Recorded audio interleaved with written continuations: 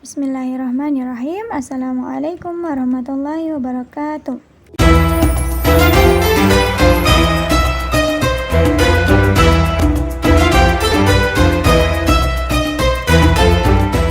Alhamdulillahirabbil alamin. Assalatu wassalamu ala asrafil anbiya'i wal mursalin wa ala alihi wa sahbihi rasulillahi ajma'in. Rabbi shrah li sadri wa yassir li amri wahlul 'uqdatam min lisani yafqahu qawli.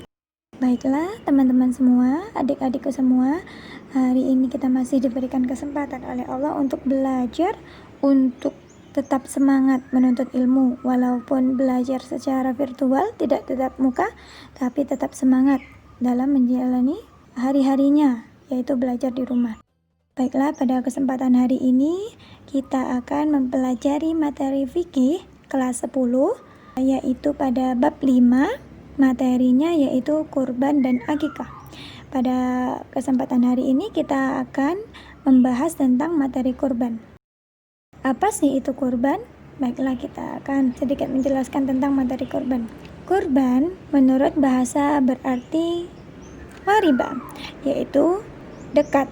Sedangkan menurut syariat atau istilah, kurban berarti hewan yang disembelih dengan niat beribadah untuk mendekatkan diri kepada Allah Subhanahu wa taala dengan syarat-syarat dan waktu tertentu. Syaratnya juga ada, terus waktunya juga ditentukan. Berkurban merupakan ibadah yang disyariatkan bagi kaum muslim yang mampu. Menurut jumhur ulama, hukum kurban itu adalah sunnah muakkad, sesuai dengan sabda Rasulullah SAW yang artinya, aku diperintahkan berkurban dan kurban itu sunnah bagimu, yaitu dalam hadis riwayat Tirmizi. Di dalam Al-Quran juga Allah berfirman dalam Quran surat Al-Hajj ayat 34 yang artinya, dan bagi tiap-tiap umat telah kami syariatkan penyembelihan kurban, supaya mereka menyebut nama Allah. Terdapat binatang ternak yang telah direzekikan Allah kepada mereka, maka Tuhanmu adalah Tuhan yang Maha Esa. Karena itu berserah dirilah kamu kepadanya, dan berilah kabar gembira kepada orang-orang yang tunduk patuh kepada Allah Subhanahu wa taala. Yang selanjutnya ada di surat Al-Kautsar yang sama-sama mungkin sudah kita hafal dari kecil. Dari kecil sudah kita hafal ini, yaitu surat Al-Kautsar ayat 1-2 yang artinya, sesungguhnya kami telah memberi kepadamu nikmat yang banyak, maka dirikanlah sholat karena Tuhanmu dan berkorbanlah. Kita diperintahkan untuk berkorban seiringan dengan perintahnya sholat. Berarti perintahnya berkorban itu juga sangat utama, sama dengan perintahnya sholat. Baik, saat ini kita akan mengetahui apa sih sejarah dari kurban ini.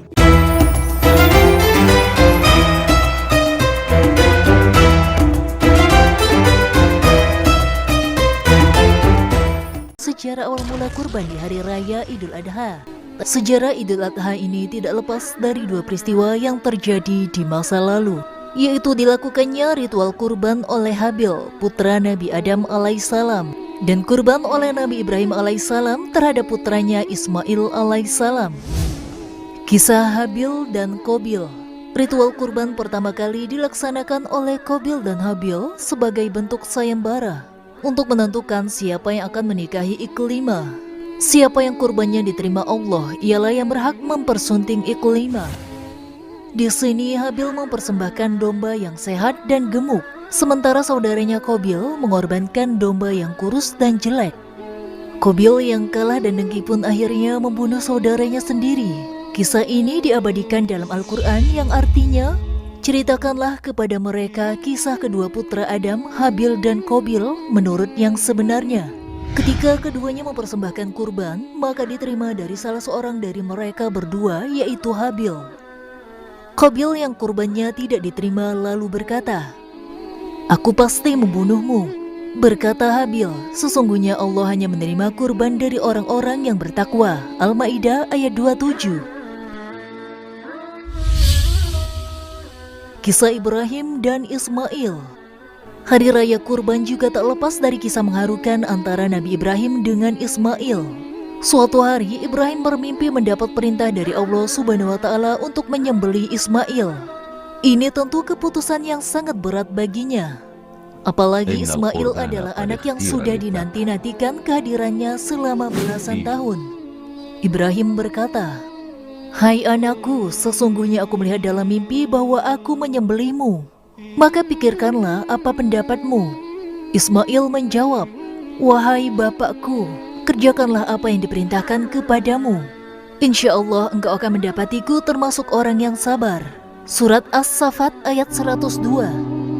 Tepat ketika Nabi Ibrahim akan menggoreskan pisau tajam ke leher Ismail, Allah menggantikannya dengan seekor domba gemuk langsung dari surga. Peristiwa ini menjadi bukti betapa kecintaan dan ketaatan Nabi Ibrahim alaihissalam kepada Allah melebihi apapun, bahkan cintanya kepada sang putra.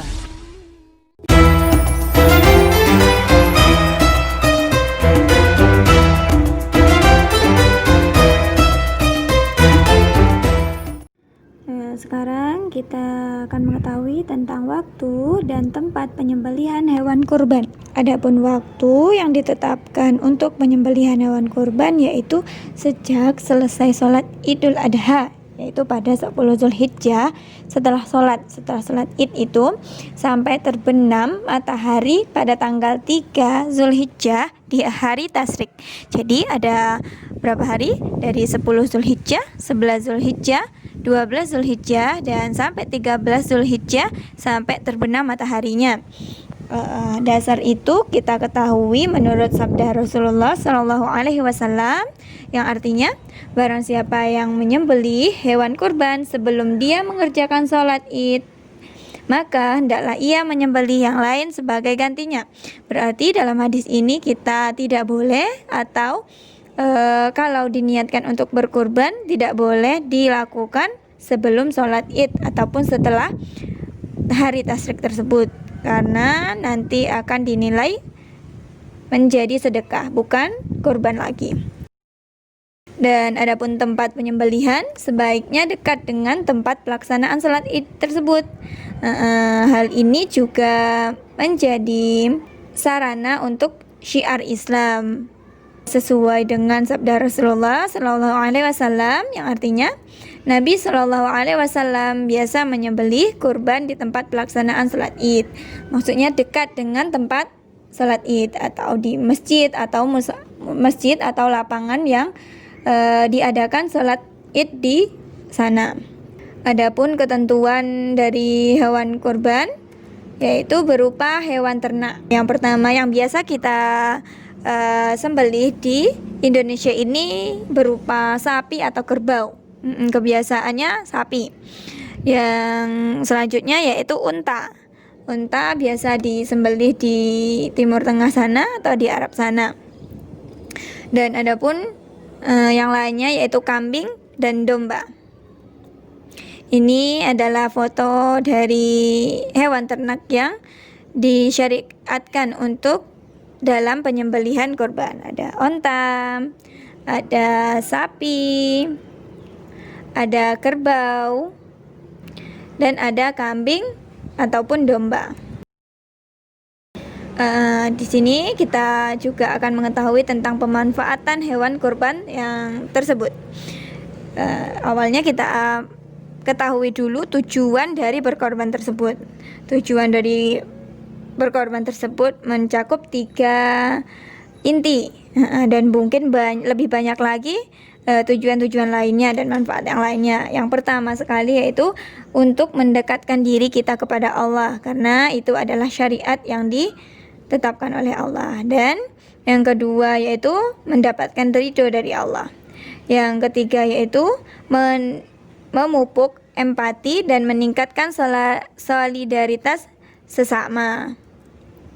Untuk berkurban sehendaknya kita memilih hewan kurban yang baik, karena sebaik-baik sedekah itu diberikan kepada orang yang membutuhkan dengan bentuk yang baik.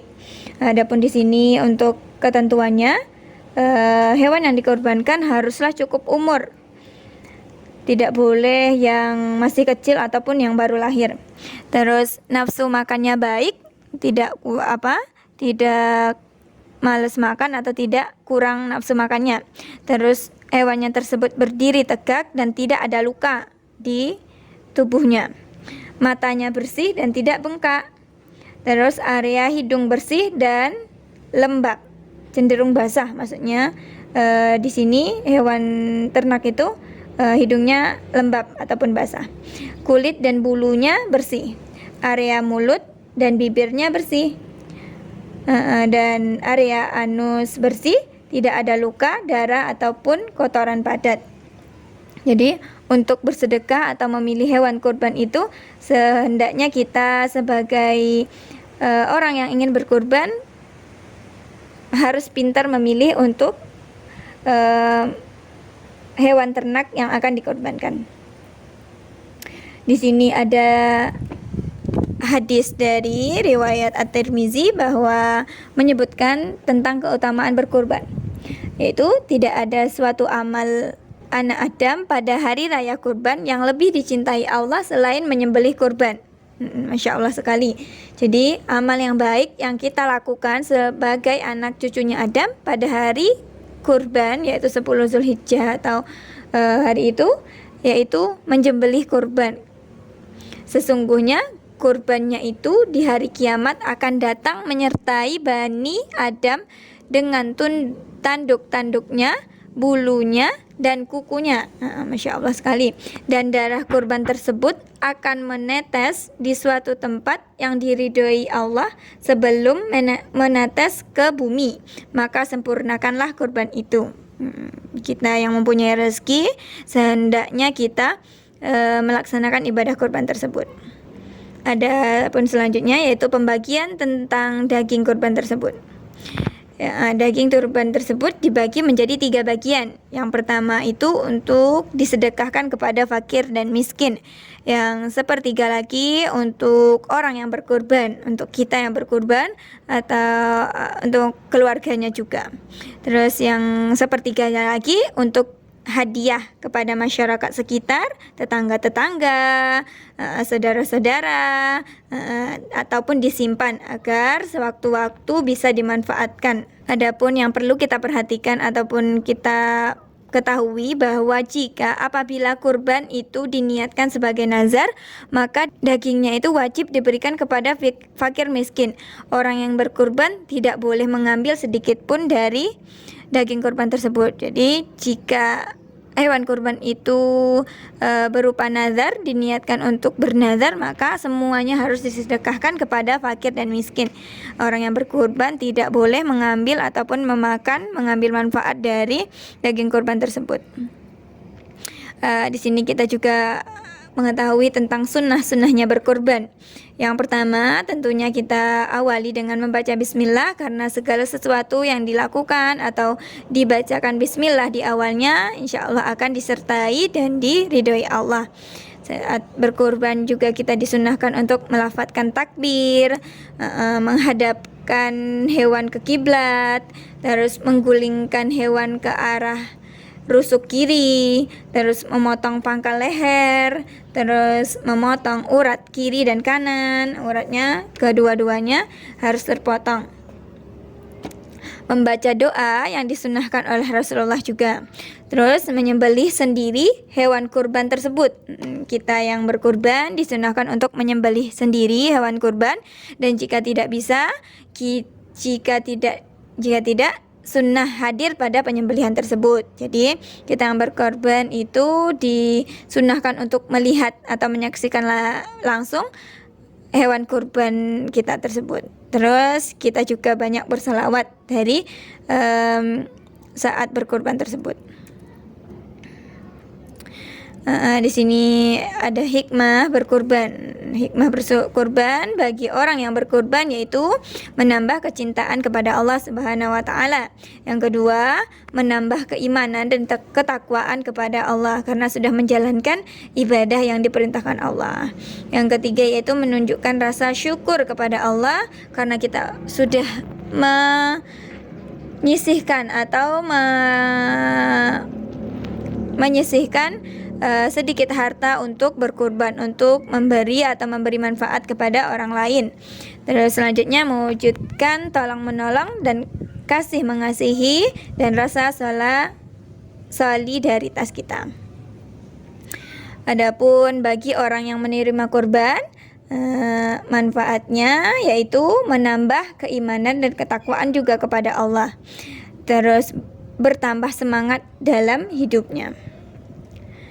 Untuk kepentingan umum, berkurban ini bertujuan untuk memperkokoh tali persaudaraan, karena ibadah kurban melibatkan semua lapisan masyarakat, karena semua pada saat kurban ini semuanya hadir. Ada orang kaya, adapun orang biasa, adapun pengurus-pengurus, semuanya hadir dalam pelaksanaan kurban ini. Selanjutnya menumbuhkan dan meningkatkan rasa kesadaran beragama baik bagi orang yang mampu maupun orang yang kurang mampu. Orang yang mampu berlomba-lomba dan banyak memberi manfaat, yaitu berupa berkurban. Orang yang kurang mampu juga bersyukur atas apa yang diberikan, atas apa yang disedekahkan kepadanya. Adapun hikmah di balik kurban itu, daging-daging unta dan darahnya itu sekali-kali tidak dapat mencapai keridhaan Allah, tapi ketakwaan dari kamulah yang dapat mencapainya. Jadi walaupun banyak kita berkorban, walaupun banyak hewan yang kita sedekahkan untuk berkorban, tapi sertai niat tersebut dengan ketakwaan kepada Allah. Karena walaupun banyak kita berkorban, walaupun banyak binatang-binatang ternak yang kita sedekahkan untuk berkorban tanpa ketakwaan kepada Allah, maka semua itu tidak akan dinilai ataupun sia-sia. Baiklah, sampai itu dulu pelajaran kita pada materi kurban ini. Tetap jaga semangat, tetap semangat belajar di rumah. Jika keluar-keluar jangan lupa memakai masker. Terus tetap semangat belajarnya, karena Nabi kita bersabda bahwa semangatlah dalam hal yang bermanfaat untukmu. Minta tolonglah kepada Allah dan jangan malas dan pantang menyerah. Hadis riwayat Muslim. Jadi kita dalam belajar, dalam melakukan sesuatu yang bermanfaat untuk kita, itu kita bersemangat dan jangan lupa untuk selalu meminta tolong kepada Allah, karena yang hanya Maha Penolong dan Maha Pemberi kekuatan itu hanyalah Allah. Dan menuntut ilmu adalah usaha yang dilakukan untuk merubah perilaku ke arah yang lebih baik, karena ilmu pada dasarnya menuju kepada kebenaran dan meninggalkan kebodohan. Tetap cuci tangan setelah melakukan sesuatu. Seharusnya kita mencuci tangan agar kebersihannya selalu terjaga. Sampai di sini dulu. Terima kasih banyak. Jazakumullah khairan. Untuk adik-adik semua, tetap semangat. Wassalamualaikum warahmatullahi wabarakatuh.